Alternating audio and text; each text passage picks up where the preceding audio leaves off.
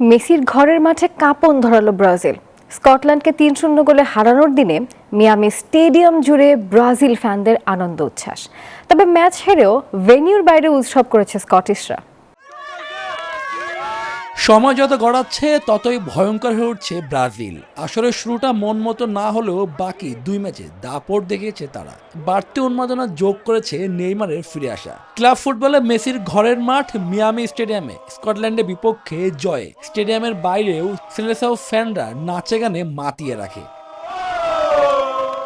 বিশ্বকাপে 5 বারের বিশ্ব চ্যাম্পিয়নদের ম্যাচ মাঠে বসে দেখতে সে দেশ থেকে উড়ে এসেছেন অনেকেই। সাম্বা ছন্দে মাতিয়ে রাখছে তারা।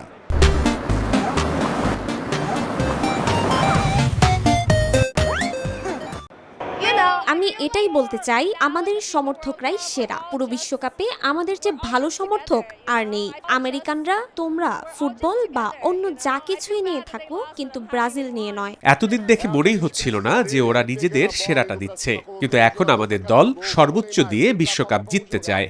নকআউট পর্বে ব্রাজিলের ম্যাচ হবে গ্রুপ এফ থেকে উঠে আসা জাপান, নেদারল্যান্ডস কিংবা সুইডেনের সাথে। সেখানেও বাজিমাত করবে আঞ্চলিক শিষ্যরা। অভিমত ব্রাজিল ভক্তদের।